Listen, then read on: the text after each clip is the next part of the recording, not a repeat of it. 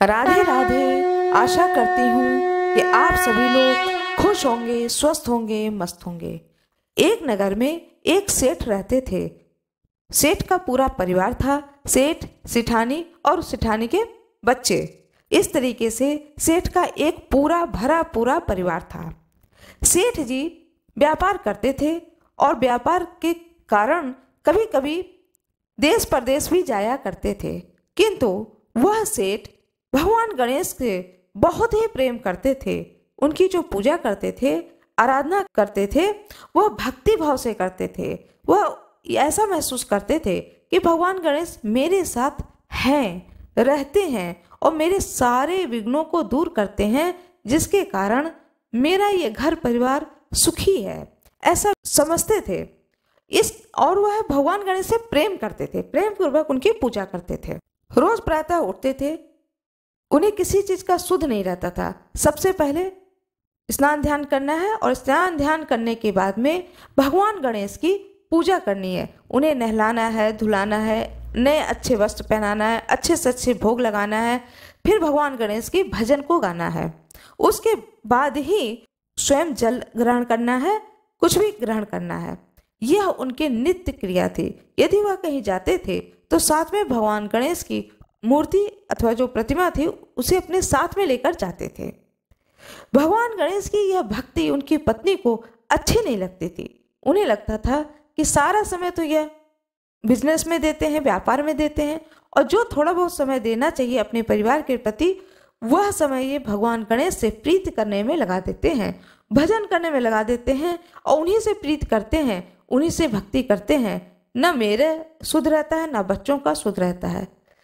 वह इतना ज़्यादा परेशान हो गई सिठानी कि वह सोचने लगी कि कैसे भी करके यह गणेश की मूर्ति मैं बाहर फेंक दूं। न ये गणेश जी की मूर्ति होगी, न ये पूजा पाठ करेंगे और न इतने भक्ति में लीन रहेंगे।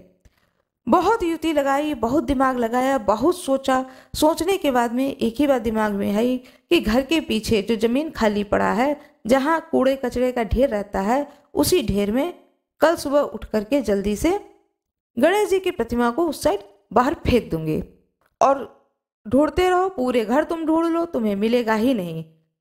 सेठ जी के लिए ऐसा सोचती है और वह इस काम को कर देती है।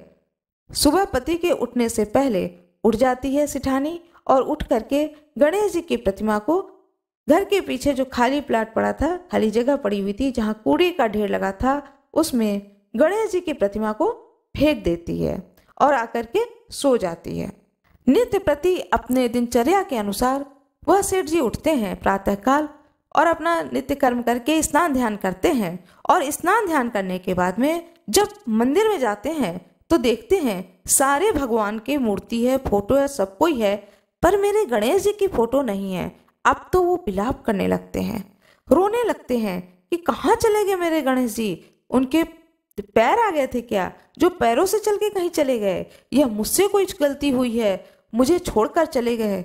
अब सेठ जी तो पूजन भजन तो किए नहीं, विलाप अलग से करने लगे। अब उनके विलाप, सारा दिन विलाप चला उनका। इस विलाप में वो भोजन लेना, पानी लेना सब भूल गए, उन्हें सुध न रही। वो यही सोचते रहे मेरे गणेश क्या खाया होगा, उसने तो कुछ नहीं खाया होगा, पता नहीं क्या पिया होगा, तो मैं कैसे पानी पी लूं। मेरा गणेश तो कुछ जब न खाया है न पिया है, पता नहीं कहाँ है, पहले उसकी सुध तो मिल जाए मुझे, तब मैं पानी पीऊंगा, अन्न जल ग्रहण करूंगा। मेरे गले के नीचे तो कुछ भी नहीं जा रहा है। ऐसा सोच करके दुखी मन से सेठ जी अपनी दिनचर्या तो करते हैं, अपने व्यापार को देखते हैं, लेकिन उन्हें मन नहीं लगता है। रोते फिर सब शाम हो जाती है। फिर जब शाम हो जाती है तो शाम को जो पूजन अर्चन ध्यान करते थे, गणेश जी को भोग लगाते थे, फिर वो उस समय पहुंचते हैं मंदिर में, देखते हैं मेरा गणेश तो लौट कर ही नहीं आया है। अब वो फिर दुखी हो जाते हैं, अपना व्यापार बंद कर देते हैं, जल्दी बंद कर देते हैं और पूरे घर में ढूंढते हैं, छत पर ढूंढते हैं, बाहर ढूंढते हैं, सब जगह ढूंढते हैं और सोचते हैं कहीं ऐसा तो नहीं है कि बच्चों के खिलौने में है गणेश जी की प्रतिमा, वहाँ भी ढूंढते हैं, आंगन में ढूंढते हैं, पेड़ के ऊपर चढ़ के देखते हैं, आंगन में जो पेड़ लगे होते हैं तो उस पर भी चढ़ के देखते हैं कि कहीं अमरूद के पेड़ पे बच्चों ने तो नहीं रख दिया। सब जगह ढूंढ लेते हैं, शाम को उन्हें कहीं गणेश जी नहीं मिलते हैं। फिर वह विलाप करते हैं कि पता नहीं वो मेरा बेटा कहाँ क्या खाया होगा, वो तो मेरे पुत्र के समान था, वो मेरी बड़ी हर बात को सुनता था और मेरी बड़ी मदद करता था, पता नहीं वो कहाँ चला गया। और रोते रोते वह रात में भी भोजन नहीं करते हैं और रोते रोते सेठ जी सो जाते हैं। विलाप करते करते जब सोते हैं तो रात में स्वप्न में गणेश जी आते हैं। वही गणेश जी की प्रतिमा आती है और वह गणेश जी कहते हैं उठो उठो। तब उनकी आंख खुलती है, कहते हैं देखो मैं यहाँ पड़ा हूँ, मैं यहाँ पड़ा हूँ। और सपने में देखते हैं सेठ जी कि जो कूड़ा का ढेर है वहाँ पर गणेश जी की मूर्ति पड़ी हुई है। अब उनको चैन नहीं पड़ता है, वो तुरंत उठ के बैठ जाते हैं और उन्हें नींद नहीं आती है। जल्दी इंतजार करते हैं कि कितनी जल्दी सुबह हो और दिन की उजाले में मैं जाकर के गणेश जी की मूर्ति को मैं ढूंढ कर लाता हूँ। जब सुबह सूर्योदय हो जाता है तो भाग के जाते हैं पीछे के प्लाट में और देखते हैं कि अरे यहाँ पर तो मूर्ति पड़ी हुई है गणेश जी की, और ये देखो मुझे सपने में बताए थे। वहाँ से गणेश जी की प्रतिमा को उठाकर लाते हैं, उन्हें नहलाते हैं, फिर स्वयं भी नहाते हैं। फिर गणेश जी को दूध से, दही से, शहद से, घी से उस प्रतिमा को स्नान कराते हैं, गंगा जल से स्नान कराते हैं और अच्छे वस्त्र पहना करके फिर से अपने मंदिर में स्थापित करते हैं। उन्हें भोग लगाते हैं। जब गणेश जी को भोग लगा लेते हैं तब ये कहते हैं अब मेरे गणेश जी ने भोग लगा लिया है, अब मैं पानी पीता हूँ। फिर वह पानी पीते हैं। अपनी सेठानी से कहते हैं मुझे चाय दो और कुछ नाश्ता दो, भूख लग रही है। सेठानी जी कहती हैं क्या बात है, आज विलाप नहीं कर रहे हैं, देखो तो सही बात क्या है। वह देखती हैं जाकर के कि मंदिर में गणेश जी के भोग लगे हुए हैं और प्रतिमा रखी हुई है। वह सेठ जी के चरणों में गिर जाती है सेठानी और कहती है प्रभु पहले मुझे क्षमा करें आप, फिर मैं आपसे यह जानना चाहती हूँ कि यह प्रतिमा आपको कहाँ से मिली। तब सेठ जी कहते हैं कि मैंने कल से कुछ भी नहीं खाया, आज सुबह भी जब मैं गणेश जी की मूर्ति को ले आया तब मैंने पानी को पिया है, जब उन्हें भोग लगा दिया है। इसके बाद मैं पानी को मांग रहा हूँ, पहले तो मुझे पानी पिलाओ, चाय पिलाओ, कुछ नाश्ता कराओ। फिर उनकी पत्नी सेठानी सब कुछ बनाकर लाती है और सेठानी की आंखों से आंसू बहने लगते हैं। वह सोचती है इस जगह का पता तो मेरे बच्चों को भी नहीं मालूम था, सेठ जी को भी नहीं मालूम था, तो यह प्रतिमा उठा के कैसे ले आए। जब भोजन कर लेते हैं सेठ जी तब वह प्रेम से पूछती है। तब सेठ जी बताते हैं कि गणेश जी कल मेरे सपने में आए थे और मुझे बताते हैं कि मैं यहाँ पर हूँ, देखो आकर, मैं यहाँ पर हूँ, मैं यहाँ पर पड़ा हुआ हूँ, मुझे आकर ले जाओ। रात भर मुझे चैन न पड़ी, मैं सुबह इंतजार करता रहा। जब सूर्योदय हुआ तो मैं ले करके आया हूँ, इन्हें नहलाया हूँ, धुलाया हूँ, तैयार किया हूँ, खुद भी तैयार हुआ हूँ, भोग लगाया हूँ। जब मेरे गणेश ने भोग खा लिया तब मैंने पानी को पिया है। इस भक्ति को देख करके सेठानी नतमस्तक हो जाती हैं कि मेरे पति ही नहीं गणेश जी से प्रेम करते हैं, यह गणेश जी भी मेरे पति से उतना ही प्रेम करते हैं। मैंने बहुत बड़ा अपराध किया है, अब इस अपराध की सजा एक ही है कि मुझे भी भक्ति भाव से गणेश जी की पूजा में, आराधना में समय को बिताना चाहिए। और उस दिन से वह सेठानी भी भगवान गणेश की भक्त बन जाती है। भगवान गणेश की जय हो। शिव शंकर चले कैलाश, बूंदिया पड़ने लगी। शिव शंकर चले कैलाश, बूंदिया पड़ने लगी। भोले बाबा की जय हो। राधे राधे। आशा करती हूँ कि आप सभी लोग खुश होंगे, स्वस्थ होंगे, मस्त होंगे। ऋषियों ने सूत जी से पूछा, हे व्यास शिष्य, किस व्रत से संतुष्ट होकर भगवान शिव उत्तम सुख प्रदान करते हैं, जिस व्रत के अनुष्ठान से भक्त जनों को भोग और मोक्ष की प्राप्ति हो सके, उसका आप विशेष रूप से वर्णन कीजिए। इस पर सूत जी कहते हैं, महर्षियों, यही प्रश्न किसी समय ब्रह्मा, विष्णु तथा पार्वती जी ने शिव जी से पूछा था। उनके उत्तर में शिव जी ने जो कुछ कहा वह मैं आज तुम लोगों को बता रहा हूँ। भगवान शिव बोले, वैसे तो मेरे बहुत से व्रत हैं जो भोग और मोक्ष को प्रदान करने वाले हैं। उसमें मुख्य 10 व्रत हैं, जिन्हें जाबाल श्रुति के विद्वान 10 शैव व्रत कहते हैं। द्विजों को यत्न पूर्वक सदा इन व्रतों को करना चाहिए, परंतु मोक्षार्थी को मोक्ष की प्राप्ति कराने वाले 4 शिव की पूजा। द्विजों को यत्न पूर्वक सदा इन व्रतों का पालन करना चाहिए, परंतु मोक्षार्थी को मोक्ष की प्राप्ति कराने वाले 4 व्रतों का नियम पूर्वक पालन करना चाहिए। ये 4 व्रत हैं भगवान शिव की पूजा। नंबर 1। नंबर 2, रुद्र मंत्रों का जप। नंबर 3, शिव मंदिर में उपवास तथा काशी में देह त्याग। ये 4 मोक्ष के सनातन मार्ग हैं। इन चारों में भी महाशिवरात्रि का व्रत विशेष महत्व है, अतः इसे अवश्य ही करना चाहिए। यह सभी के लिए धर्म का उत्तम साधन है। निष्काम अथवा सकाम भाव से सभी मनुष्यों, वर्णों, आश्रमों, स्त्रियों, बालकों तथा देवताओं आदि के लिए यह महान व्रत परम हितकर माना गया है। प्रत्येक मास के कृष्ण पक्ष की चतुर्दशी शिवरात्रि कहलाती है, परंतु फाल्गुन मास की शिवरात्रि को महाशिवरात्रि की संज्ञा दी जाती है। जिस दिन अर्धरात्रि के समय चतुर्दशी तिथि विद्यमान हो, उसी दिन इस व्रत को करना चाहिए। उस दिन व्रती पुरुष को प्रातः काल उठ करके स्नान ध्यान करके संध्या आदि कर्म से निवृत्त होकर मस्तक पर भस्म का त्रिपुंड तिलक और गले में रुद्राक्ष का माला धारण कर शिवालय में जाकर शिवलिंग का विधि पूर्वक पूजन एवं मुझ शिव को नमस्कार करना चाहिए। तत्पश्चात श्रद्धा पूर्वक व्रत का संकल्प करें और शास्त्र प्रसिद्ध किसी भी शिवलिंग के पास जाकर रात्रि के चारों प्रहरों में पूजा करें। यदि नर्मदेश्वर आदि शिवलिंग उपलब्ध न हो तो 4 मूर्तियां पार्थिव शिवलिंग का निर्माण कर उनकी 4 प्रहरों में पूजा करनी चाहिए। रात्रि में गीत वाद्य द्वारा उत्सव पूर्वक जागरण करना चाहिए। प्रातः काल उठकर स्नान करके पुनः वहां पार्थिव शिव की स्थापना एवं पूजन करें।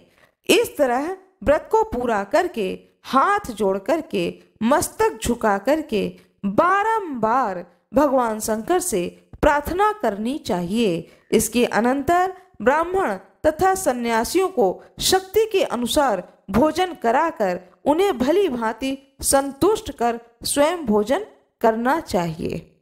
यह मैंने शास्त्र विधि से भगवान शिव की पूजा, आराधना और रात्रि भर में पूजा, चारों प्रहरों की पूजा, शिवलिंग की पूजा।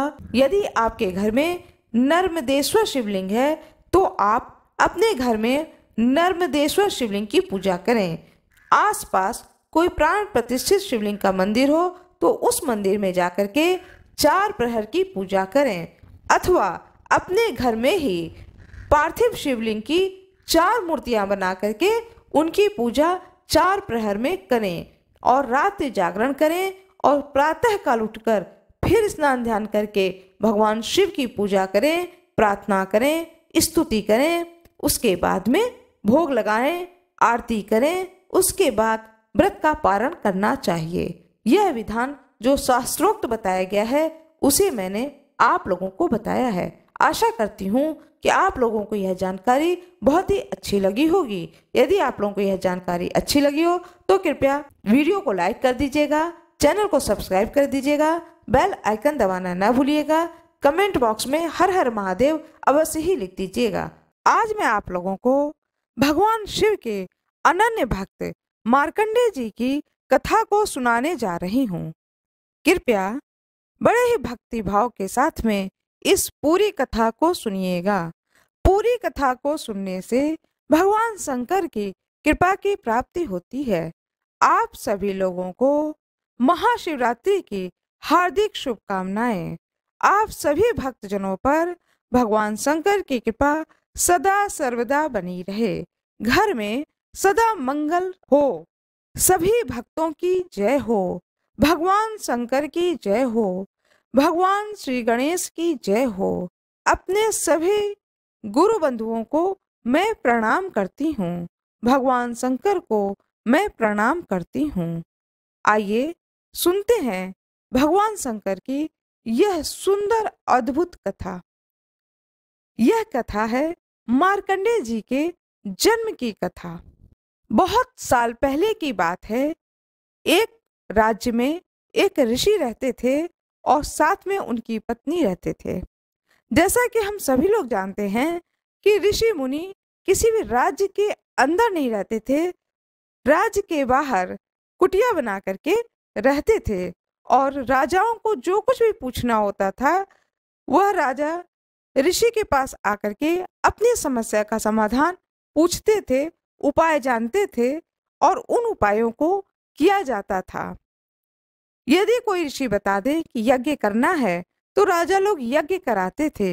यज्ञ का सारा तैयारी करना, विधि विधान करना सब ऋषि मुनि के आज्ञा के अनुसार, विधि विधान के अनुसार किया जाता था, क्योंकि उस वक्त जो ऋषि मुनि होते थे उन्हें वेद, वेदांग, उपनिषद और बहुत सारे चीजों का ज्ञान होता था और उसी ज्ञान के अनुसार यह सारे कार्य किए जाते थे।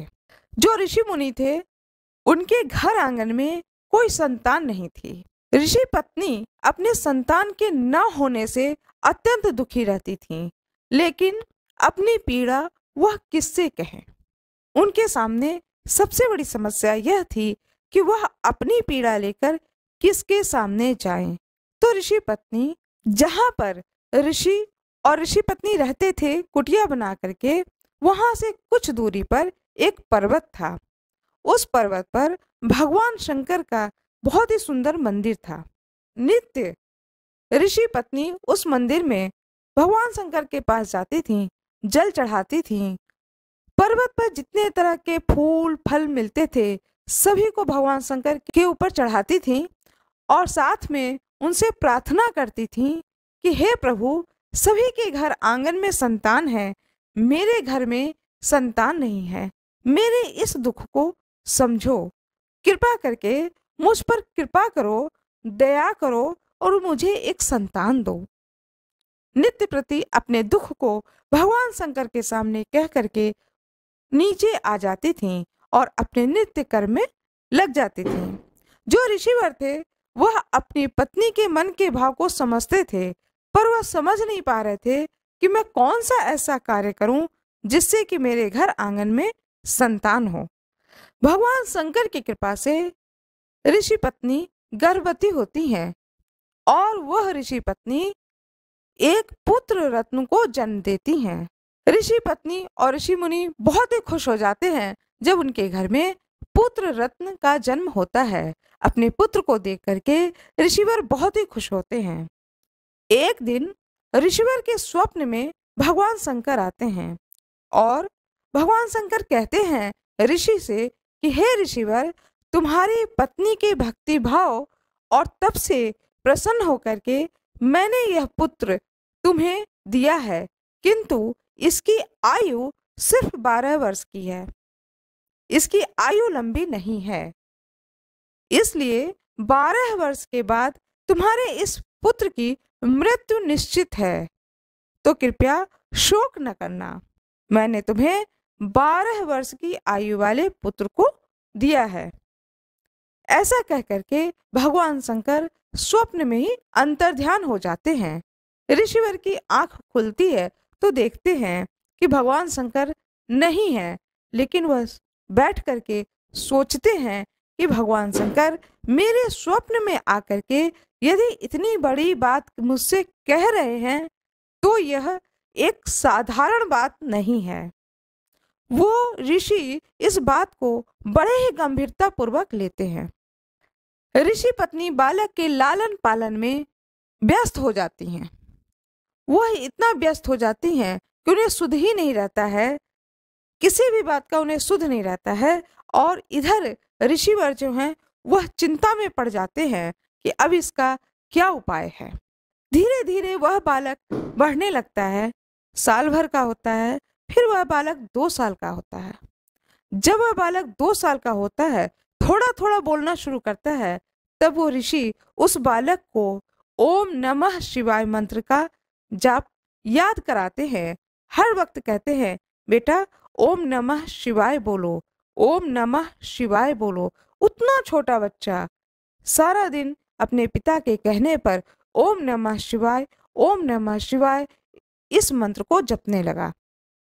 जब उस बालक की आयु 3 वर्ष की होती है, तब ऋषि मुनि अपने साथ उस बालक को लेकर के उस पर्वत पर लेकर जाते थे नित्य, और उस बालक से भगवान शंकर की पूजा कराते थे।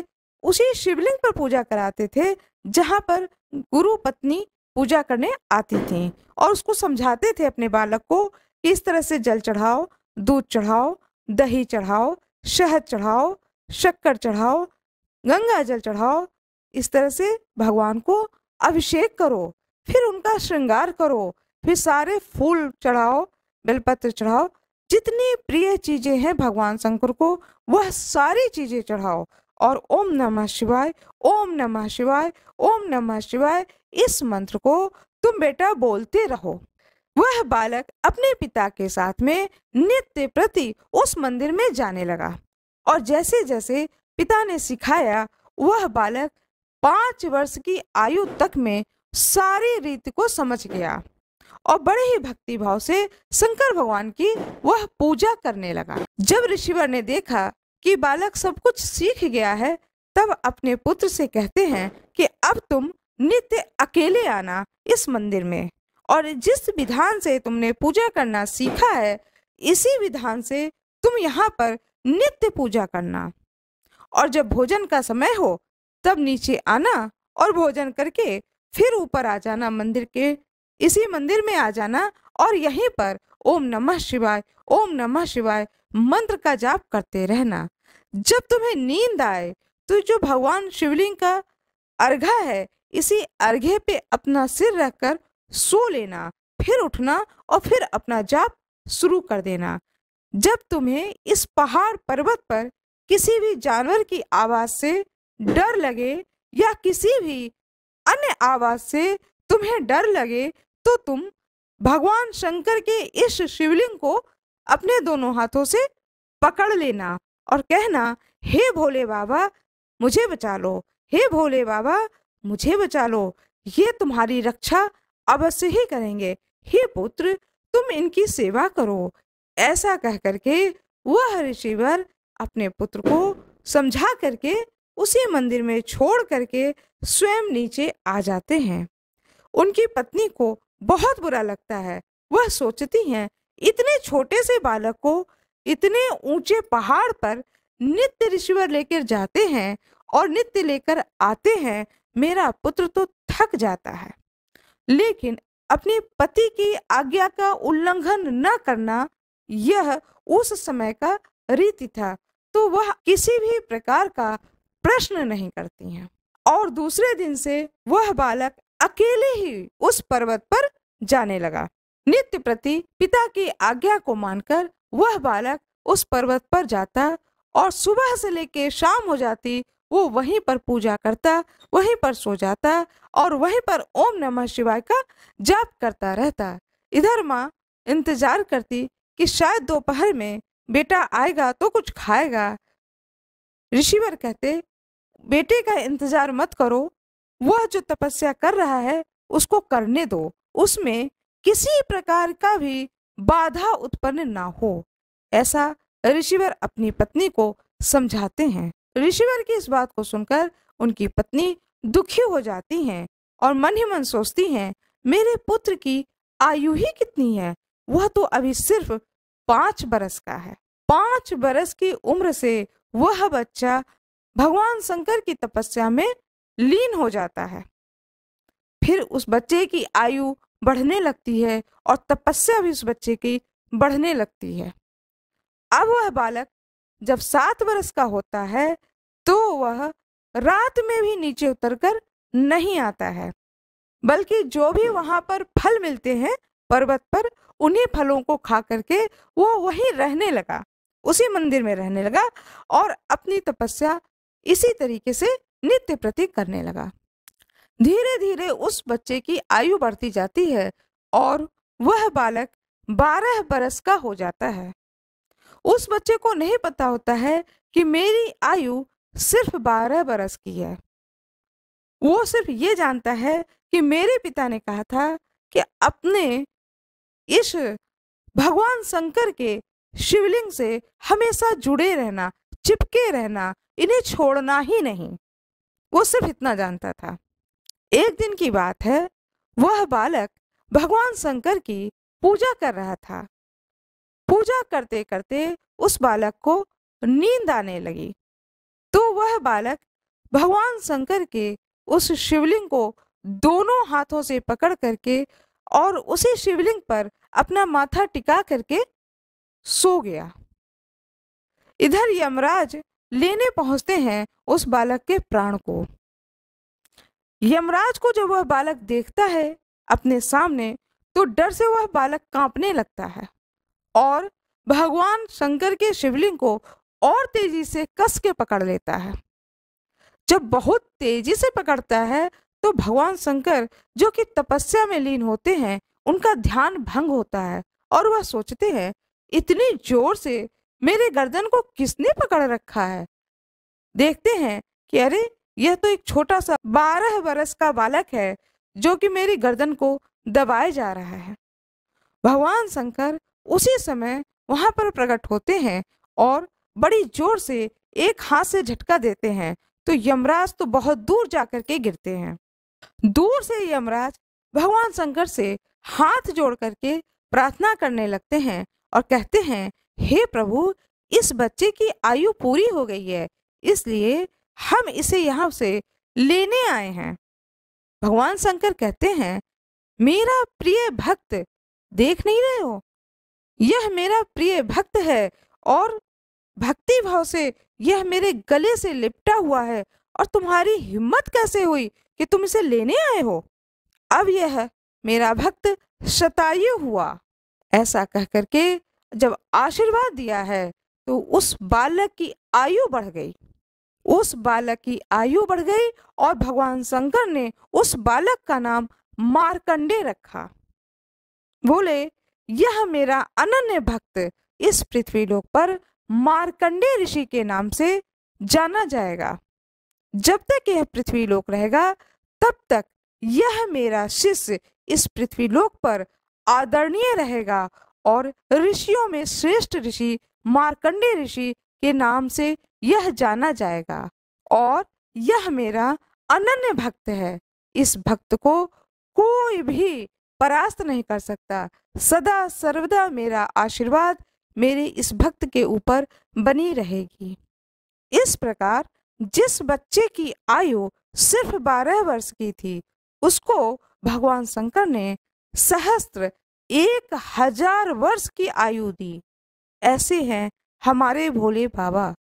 जो कोई भी उन्हें भजता है, उन्हें पूजता है, उनकी सेवा करता है, उनकी अर्चना करता है, भोले बाबा उसके भाग्य की लकीर को बदल देते हैं। भोले बाबा की जय हो, ऋषि मुनियों की जय हो, सभी भक्तों की जय हो, जय हो, जय हो। आशा करती हूँ कि आप लोगों को यह कथा बहुत ही अच्छी लगी होगी। कृपया वीडियो को लाइक करिएगा, कमेंट बॉक्स में ओम नमः शिवाय लिखिएगा, ज़्यादा से ज़्यादा लोगों को यह कथा शेयर करिएगा, जिससे कि सुनने वाले भी भगवान शंकर की भक्ति में लीन हो जाएं। आशा करती हूँ कि यह कथा आप लोगों को बहुत ही अच्छी लगेगी। आइए सुनते हैं भगवान गणेश की कथा। श्री गणेशाय नमः।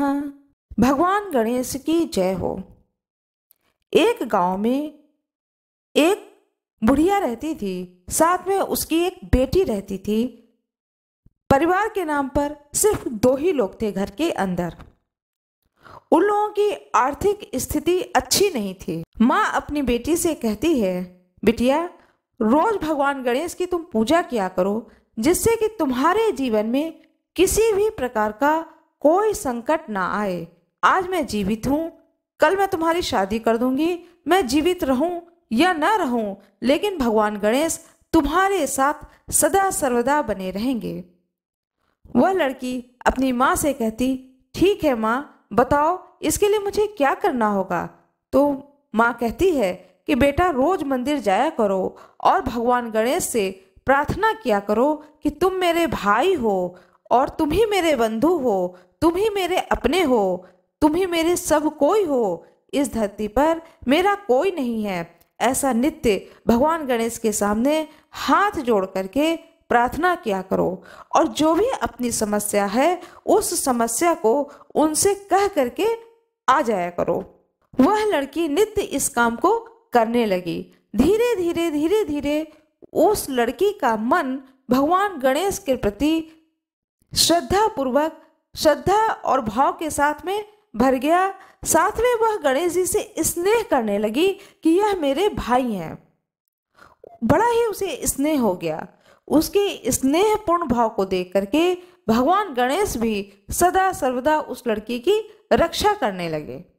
इधर क्या होता है कि घर में कोई पुरुष वर्ग नहीं होने के कारण वह जो बूढ़ी माता होती हैं वह क्या करती हैं कि लोगों के घरों में बर्तन धुलने का कार्य करने लगती हैं। लेकिन इतना लोग नहीं देते थे खाने पीने का सामान कि जिससे उनके जीवन आराम से कट सके। बड़े ही दुखपूर्वक उनके दिन गुजर रहे थे। एक दिन की बात है, वह बूढ़ी माता सोचती हैं कि जो भी घर में कूड़ा करकट है उसे बेच देती हूँ तो कुछ पैसे आ जाएंगे, तो कुछ आराम मिल जाएगा।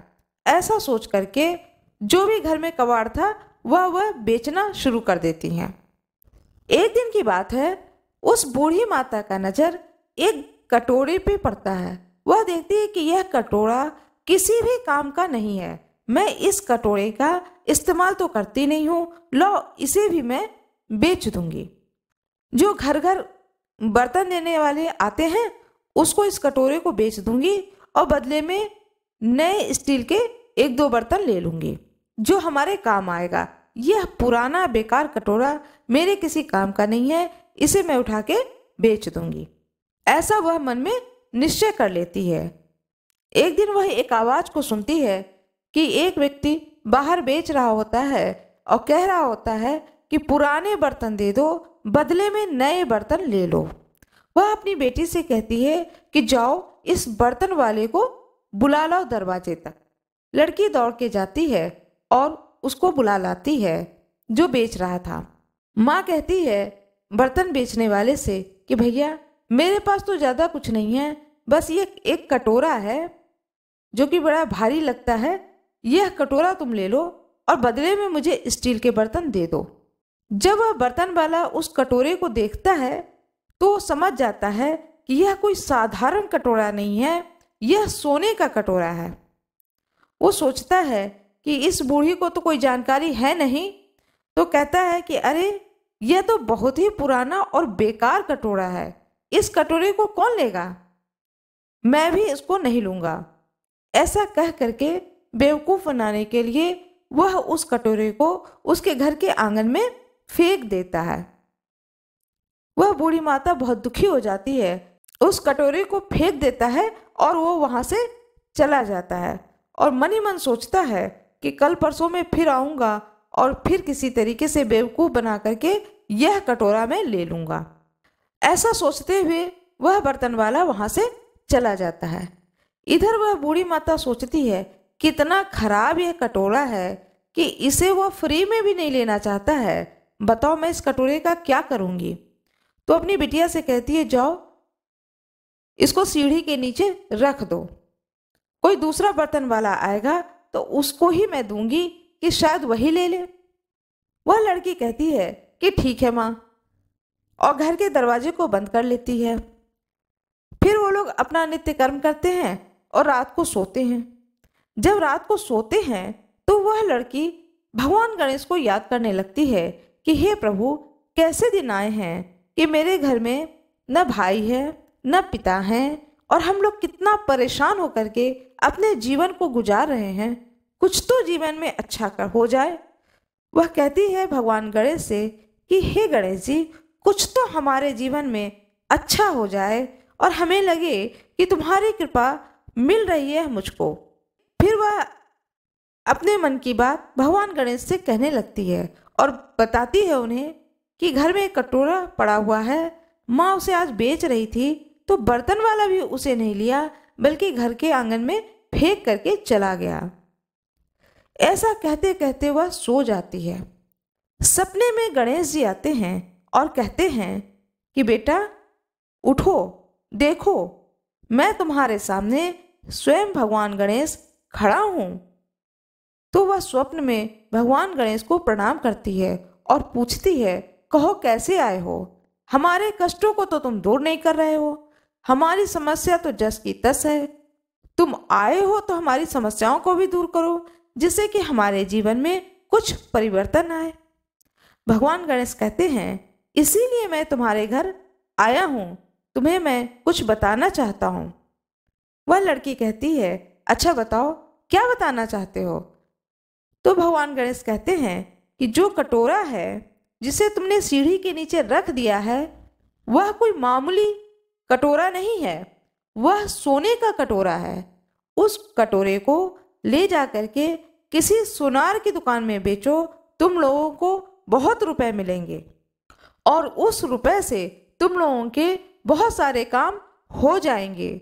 और साथ में अब कभी भी तुम्हारे जीवन में कोई भी समस्या आएगी तो मैं तुम्हारे स्वप्न में आकर के उस समस्या का समाधान अवश्य ही बताऊंगा, क्योंकि मैं तुम्हारी इस भक्ति से, इस विश्वास से बहुत ही प्रसन्न हूं कि तुम हर वक्त मेरा याद करती हो और मुझसे अपनी सारी बातें बताती हो, अपने दुख और सुख को मुझसे बांटती हो। इसलिए तुम्हारे जीवन में अब कभी भी किसी भी प्रकार का कोई भी दुख नहीं आएगा। मेरी कृपा सदा सर्वदा तुम्हारे साथ रहेगी। आज मैं आप लोगों को विजया एकादशी पर एक बहुत ही सुंदर कथा सुनाने जा रही हूँ, जो कि महाभारत कालीन युग से संबंधित है। बड़ा ही सुंदर कथा है, कृपया इस कथा को पूरी सुनिएगा।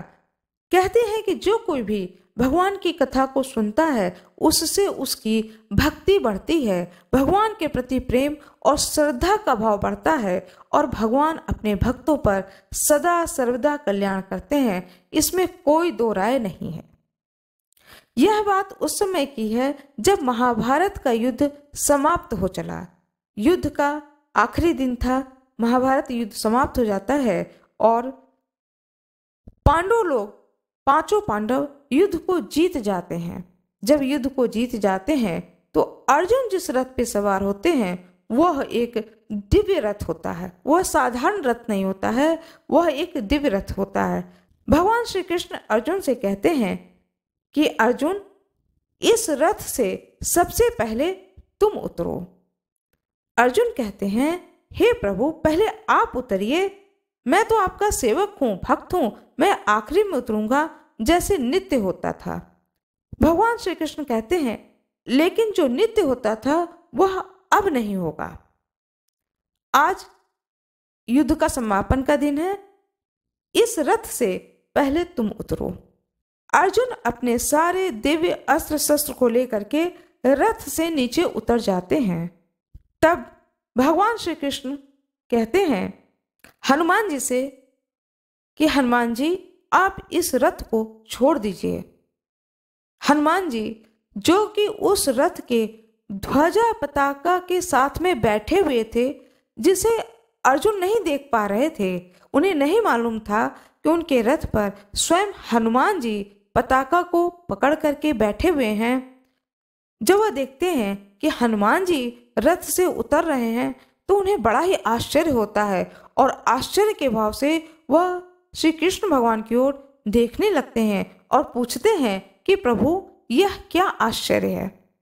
भगवान श्री कृष्ण कहते हैं कुछ भी ऐसा नहीं है, अब तुम दूसरा चीज देखो। सारा रथ खाली हो चुका है। रथ खाली होने के बाद में अब मैं इस रथ से उतर रहा हूं।